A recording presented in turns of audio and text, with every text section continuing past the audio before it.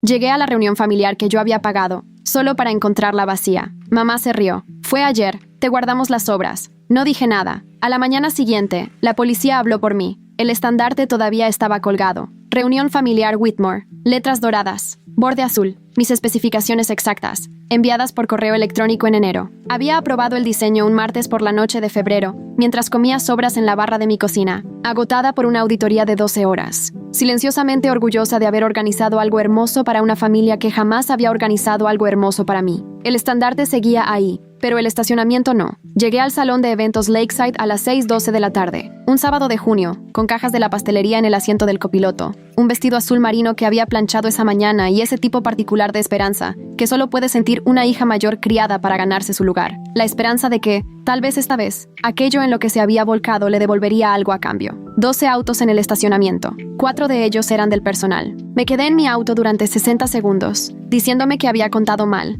y luego entré y lo entendí. El salón olía a roast beef y a vino rancio, y a ese regusto agrio y específico de una fiesta que había ocurrido sin mí. Platos usados apilados en un carrito de servicio, globos desinflados y aferrados a las esquinas, como si estuvieran demasiado cansados para caer. Los centros de mesa que yo había elegido, hortensias blancas, cineraria, listón azul marino, marchitos en sus floreros. La mesa conmemorativa para mi abuelo estaba contra la pared del fondo, sus fotos dispuestas como yo había especificado. El pase de diapositivas que había tardado 3 semanas en crear seguía pasando en silencio detrás. Un pase de diapositivas que nunca había visto con nadie. Entonces mi madre se rió. Elaine Whitmore salió de un cuarto lateral llevando un recipiente de aluminio. Mi hermana Vanessa detrás de ella. El tío Marty detrás de las dos, con su cara roja y esa sonrisita burlona tan suya. La misma que ha sido el telón de fondo de cada humillación que puedo recordar desde mi infancia. Mi madre me miró, con mi vestido azul marino y mis cajas de la pastelería, y se rió aún más fuerte. «Ay, Natalie», dijo presionándose una mano contra el esternón como si estuviera abrumada. «¿De verdad viniste?» La miré. «¿Qué significa eso?» Vanessa se encogió de hombros. «Fue ayer». Las palabras llegaron antes que su significado. «No, la reunión es esta noche. Tengo la confirmación. Yo hice el itinerario. Yo pagué el...» «Se cambió de fecha», dijo mi madre. Me lanzó una mirada que he recibido desde que tenía 8 años. Esa mirada que dice, tú eres el problema por darte cuenta del problema. «Bueno», dijo. «Qué incómodo». Alguien detrás de ella soltó una risita. Mi primo Derek miró al suelo. La tía Jean de repente se puso muy ocupada doblando servilletas. Dejé las cajas de la pastelería en la mesa más cercana. Mis manos estaban firmes. Quiero que lo sepas. Firmes. Yo pagué por este lugar. «Sí», dijo mi madre. «Y afortunadamente, porque la jubilación de tu tío ha sido apretada y el divorcio de tu prima fue caro, todos pasaron una noche hermosa. Te guardamos las sobras». Silencio. No el silencio incómodo de la gente que se siente culpable. El silencio contenido de quienes esperan a ver si voy a llorar. Mi madre sonrió, interpretando mi quietud como una rendición. Tomé mi bolso. «Quédense con las sobras», dije. Luego salí a la tarde de junio. Me subí a mi auto y di la vuelta a la esquina antes de permitir que mis manos temblaran.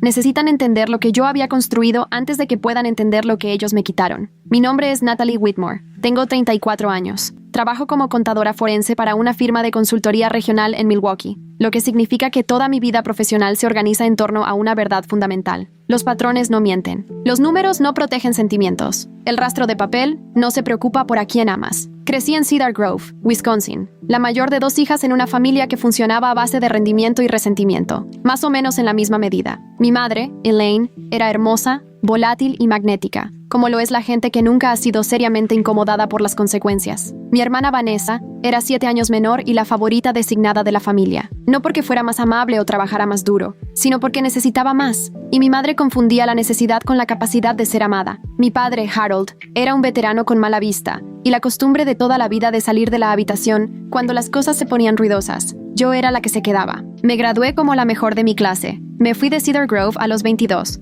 Construí una carrera a la mala. Y, en algún punto de mis 20 y tantos, llegué a la vida tranquila y funcional, de la que mi familia se burlaba y se alimentaba al mismo tiempo. Manejaba un Lexus de hace 6 años. Comparaba planes de servicios públicos. Vivía por debajo de mis posibilidades. Ahorraba con disciplina y enviaba dinero a casa cada vez que alguien me mandaba un mensaje diciendo que había una emergencia. Había muchas emergencias. El déficit del impuesto predial de mis padres, 2 veces. La cirugía dental de Vanessa. El semestre en el Community College de Derrick después de que perdió su beca. La camioneta del tío Marty. docenas de transferencias a mi madre etiquetadas simplemente como apoyo familiar. Nunca lo había sumado todo, porque hacerlo habría requerido que enfrentara lo que esa cifra significaba. Yo era útil, no amada, útil. Y había pasado años pretendiendo que las dos cosas eran lo mismo porque la alternativa era demasiado solitaria para mirarla directamente. La reunión había sido idea mía. Mi abuelo, Thomas Whitmore, habría cumplido 80 años en junio. Había sido la única persona en esa familia que me amó sin condiciones, que asistió a mis eventos escolares, leyó mis trabajos y me dijo que era inteligente en un tono que lo decía en serio. Después de su muerte, 2 años atrás, la familia habló sin cesar de honrar su memoria. Nadie hizo nada, así que hice lo que siempre hacía. Me hice cargo. Reservé el salón de eventos Lakeside por $4,200. Contraté el servicio de comida por $2,800. Pagué por el fotógrafo, las flores y la exhibición conmemorativa. Hice el pase de diapositivas. Organicé el bloqueo de habitaciones de hotel para los parientes que venían de Ohio, Arizona y Carolina del Norte. Y creé el chat grupal donde publiqué menús, horarios y la distribución de las mesas. Gestioné cada detalle porque mi madre había dicho que estaba demasiado abrumada para encargarse de la logística. Ahora entiendo que, demasiado abrumada, significaba que tenía otros planes. Me senté en mi auto bajo el resplandor amarillo de las luces del estacionamiento a las 8:03 de la noche y dejé que los hechos se ordenaran solos. El lugar estaba pagado hasta el domingo. El servicio de comida estaba en mi contrato. El paquete de barra libre era mío. El estandarte con el nombre de mi familia era mío. El memorial de mi abuelo. Las fotos que había escaneado, el pase de diapositivas que había creado, la mención enmarcada de su servicio militar, se había proyectado detrás de mis parientes mientras comían, bebían y reían. Ni uno solo se preguntó dónde estaba la mujer que lo había hecho posible. No busqué un pañuelo desechable. Busqué mi teléfono y llamé al oficial Daniel Ruiz. Técnicamente, Daniel era un cliente. Había ayudado a su organización sin fines de lucro a recuperarse de un caso de fraude interno 18 meses antes. No éramos cercanos en un sentido personal, pero éramos cercanos de la manera que importa. Él me había visto trabajar y respetaba lo que una documentación cuidadosa podía hacerle a una historia que la gente poderosa preferiría mantener vaga. Contestó al segundo timbrazo. Natalie, es tarde para una llamada social. Necesito explicarte algo, le dije. Y necesito que me digas si vale la pena proceder o si debería dejarlo pasar como otra cosa más de mi madre. Lo oí exhalar una vez. No era impaciencia, solo atención. Adelante. Hablé durante 12 minutos. El contrato del lugar, los registros de pago, el chat grupal, el cambio de fecha del que nadie me informó, el salón lleno de parientes que habían comido mi comida, estudiado las fotos de mi abuelo y no habían dicho nada. Cuando terminé, la línea quedó en silencio por un momento. ¿Alguien te confirmó explícitamente la fecha original después de que se hizo el cambio?, preguntó Daniel. Sí, dije.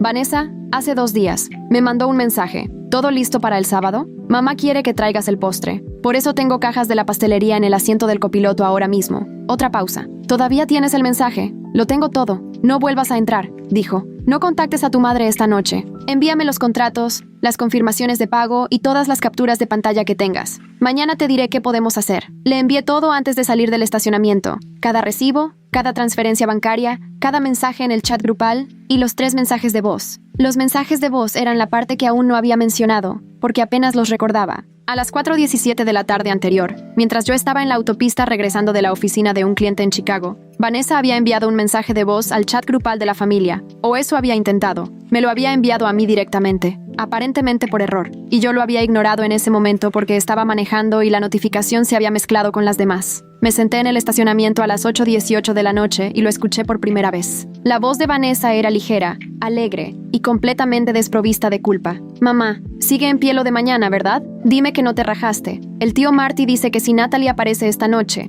solo dile que el del catering se confundió. El segundo mensaje, enviado 20 minutos después. Se lo merece. Después de todos estos años actuando como si fuera mejor que todos, solo porque tiene dinero, un condominio y ese trabajo elegante. Déjala entrar a un salón vacío por una vez. En el tercero, se oía a mi madre reír de fondo. No una risa discreta, sino una de verdad. Escuché los 3 sin moverme. Luego se los reenvié a Daniel. Su respuesta llegó a las 9:10 de la noche. Guarda los originales. No borres nada. Busca un hotel si puedes. Mañana será una mañana muy diferente. No dormí bien, pero hice algo más útil que dormir. Mi condominio en el centro de Milwaukee estaba demasiado silencioso para el tipo de rabia que surge cuando finalmente entiendes algo que pasaste años casi entendiendo. Me senté en la barra de mi cocina con un bloc de notas legal y mi laptop y organicé. Cada documento archivado, etiquetado, con fecha y hora. Una nueva carpeta en mi escritorio. Documentación Whitmore. Dentro de ella, contratos, transferencias bancarias, capturas de pantalla, mensajes de voz, los correos de confirmación, la factura del servicio de comida, el recibo de las flores, el formulario de autorización del salón que había firmado semanas antes, permitiendo que los miembros de la familia hicieran ajustes logísticos menores. Eso último. Me quedé mirando eso por un rato. Ajustes logísticos menores. Mi madre lo había usado para cambiar la fecha por 24 horas. Para realizar todo el evento 24 horas antes. Para comer mi comida, usar mi salón, pasar junto a las fotos de mi abuelo y luego irse a casa con recipientes de aluminio mientras yo manejaba desde Chicago con cajas de pasteles, sin saber nada. El formulario de autorización estaba firmado por mí, de buena fe, usado en mi contra, con precisión. Apreté la mandíbula. Volví al trabajo. Para las 3 de la mañana, tenía una cronología completa. No porque la necesitara para mi propio entendimiento, entendía perfectamente, sino porque los tribunales, los investigadores y los abogados necesitan cronologías que puedan seguir sin conocer a nadie involucrado. Había construido suficientes casos de fraude para saber que la emoción es irrelevante para el proceso. Lo que importa es la secuencia, la documentación, el papel que existe independientemente de los sentimientos de cualquiera. A las 7:14 de la mañana,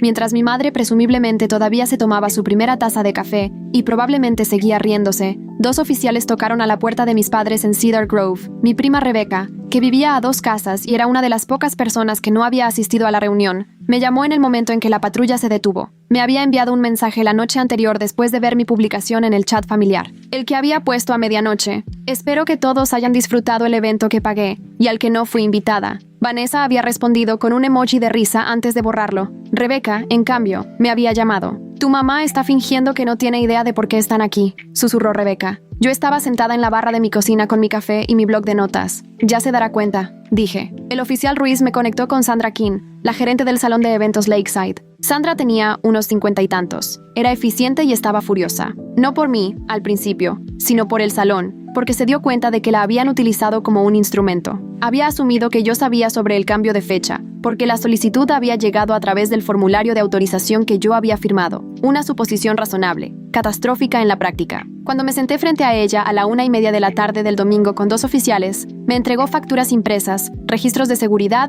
y una memoria USB que contenía grabaciones de las cámaras de seguridad del pasillo. Vi las grabaciones en la oficina de Sandra, en una laptop prestada. Mi madre entró al salón de eventos Lakeside a las 5:48 de la tarde del día anterior. Vanessa y el tío Marty llegaron a las 4:50 con decoraciones y bolsas de regalo. Mi primo Derek, que más tarde me diría que pensó que yo estaba enferma y no podía ir, posó para unas fotos cerca de la exhibición conmemorativa a las 7:02 de la noche, luciendo saludable e informado. El pase de diapositivas que había hecho para mi abuelo se reproducía en la pared del fondo, mientras 64 miembros de mi familia se movían por el espacio, comían del menú que yo había elegido, bebían del paquete de barra libre que yo había contratado y se iban a casa. Ni un mensaje, ni una llamada, ni una sola persona en esa sala que mirara la mesa conmemorativa y pensara, la mujer que hizo esto debería estar aquí. No lloré al verlo, esperaba hacerlo, y cuando las lágrimas no llegaron, entendí algo sobre mí misma. La furia, cuando corre fría y limpia, no necesita una válvula de escape, necesita un objetivo. Sandra me dijo algo más mientras los oficiales revisaban el registro de las grabaciones. Mi familia había solicitado acceso a la barra libre premium durante el evento.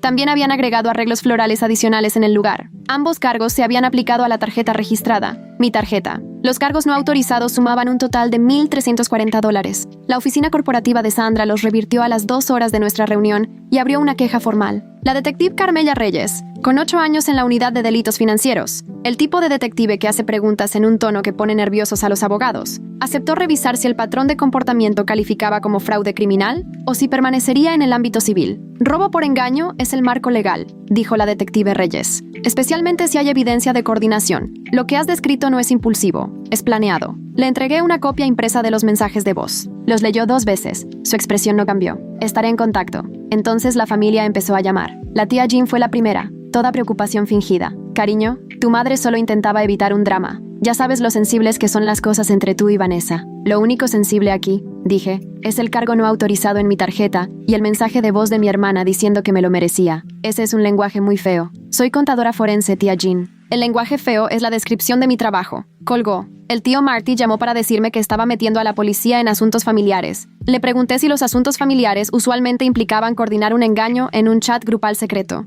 Me dijo que estaba actuando como una abogada. Le respondí que eso era un insulto para los abogados. Luego apareció el chat grupal secreto. Rebecca me reenvió la captura de pantalla esa noche. Un segundo chat creado 3 semanas antes de la reunión. Sin mí. Título: Logística sorpresa del sábado. El mensaje de mi madre, enviado un martes por la mañana. Nadie le dice una palabra a Natalie. Si pregunta, La reunión sigue siendo el domingo. Déjenla ser útil por una vez. Leí esa línea 4 veces. Déjenla ser útil por una vez.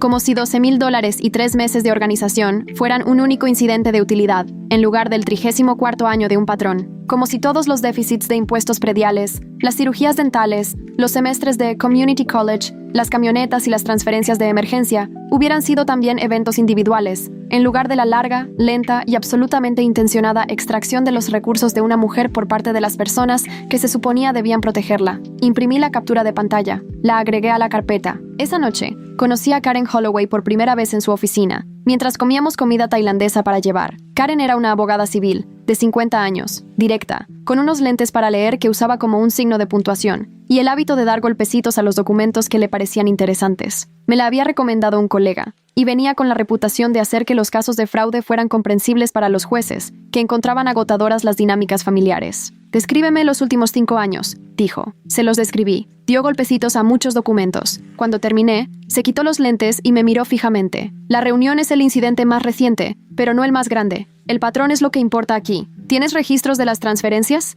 Abrí mi laptop y le mostré la hoja de cálculo que había hecho la noche anterior. Cada transacción, etiquetada y fechada. Déficits de impuestos prediales, cirugía dental, matrícula del Community College, el Honda usado para el tío Marty, 23 transferencias a mi madre etiquetadas como apoyo familiar. Total, $8,600. Karen se quedó en silencio por un momento. Algunas de estas se presentaron como préstamos en mensajes antiguos. Dije, guardé todo. Tomó su pluma. Claro que los tienes. Le hice la pregunta que había estado en el fondo de todo desde el sábado por la noche. ¿Tendrán que enfrentar lo que realmente hicieron? No solo la factura del salón, sino todo. Absolutamente todo. Karen me miró por encima de sus lentes. Solo si dejas de absorber las consecuencias de sus decisiones. Dejé de absorberlas a la mañana siguiente. La carta de reembolso se envió el miércoles. Karen se la mandó a mi madre, a Vanessa y al tío Marty. Los 3 habían coordinado el engaño y se habían beneficiado de los gastos no autorizados. La carta exigía el reembolso de los costos de la reunión, los honorarios legales asociados y las cantidades de préstamos históricos documentados en los registros de mensajes. También incluía una advertencia estándar contra la destrucción de comunicaciones o el contacto con mi empleador en represalia.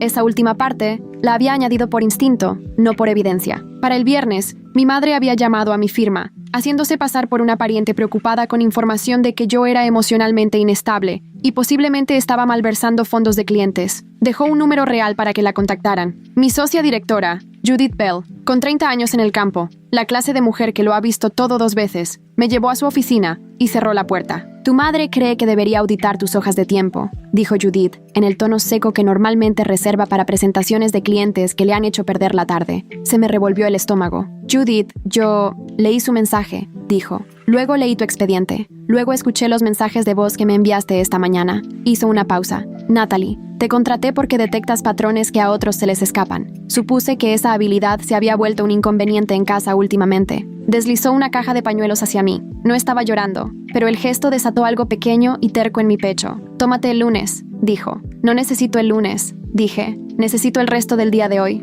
Asintió una vez y me dejó sola. La investigación avanzó como avanzan las investigaciones reales, metódicamente, sin drama, en incrementos que parecen demasiado lentos hasta que, de repente, ya no lo son. La detective Reyes llevó a cabo entrevistas formales con mi madre, Vanessa y el tío Marty durante las siguientes 2 semanas. Sandra King proporcionó una declaración escrita, confirmando que el cambio de fecha se había procesado incorrectamente, a través de un formulario nunca destinado para ese propósito. La empresa de catering confirmó que el servicio de barra adicional había sido solicitado verbalmente por mi tío y autorizado con la firma de mi madre, mientras que la facturación permanecía en mi contrato. 54 mensajes del chat grupal secreto fueron preservados y documentados. Y entonces Karen llamó un martes por la mañana, 3 semanas después. «Siéntate», dijo. «Estoy sentada. Vanessa usó una de tus firmas digitales antiguas». La habitación se enfrió de una manera que no tenía nada que ver con la temperatura. «¿Para qué?», dije. «Una solicitud de préstamo personal presentada hace 6 meses. Te menciona como garante parcial. La solicitud fue denegada. Su relación deuda-ingresos era demasiado alta, pero el intento quedó registrado.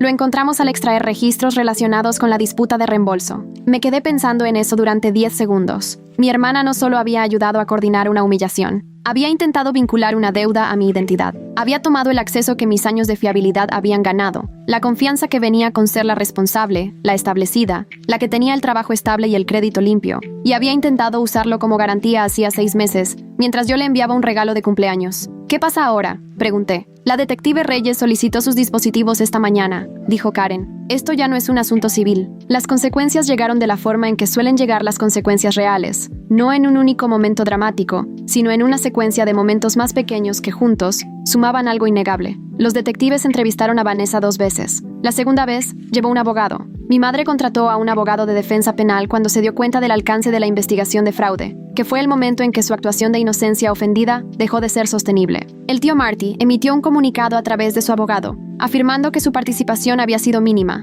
lo cual era tan obviamente falso que incluso su propia hija dejó de contestarle las llamadas. Los chats grupales se silenciaron. Los parientes que habían comido mi comida, bebido mi vino y posado junto al memorial de mi abuelo dejaron de publicar en los canales familiares, uno por uno, como luces que se apagan en un edificio. El primo Derrick llamó un jueves por la tarde. Su voz era inestable. No sabía qué tan lejos lo habían planeado. Estuviste en el evento, dije. Pensé que te paraste frente a la mesa conmemorativa a las 7:02. Tengo la grabación. Se quedó en silencio por un largo momento. Vanessa le dijo a todo el mundo que te habías vuelto arrogante, que solo pagabas las cosas porque querías tener el control. Casi me reí. Control habría sido asistir. No tuvo respuesta para eso. Nadie la tuvo. Porque es difícil discutir con la verdad una vez que dejas de proporcionarle un colchón a la persona que se beneficia de la mentira. El caso se resolvió de la manera en que suelen resolverse los resultados justos, menos cinematográfico que satisfactorio. El componente penal se centró en la solicitud de préstamo fraudulenta y la tergiversación relacionada. Vanessa aceptó un acuerdo de culpabilidad, cargos relacionados con fraude, restitución y 2 años de libertad condicional.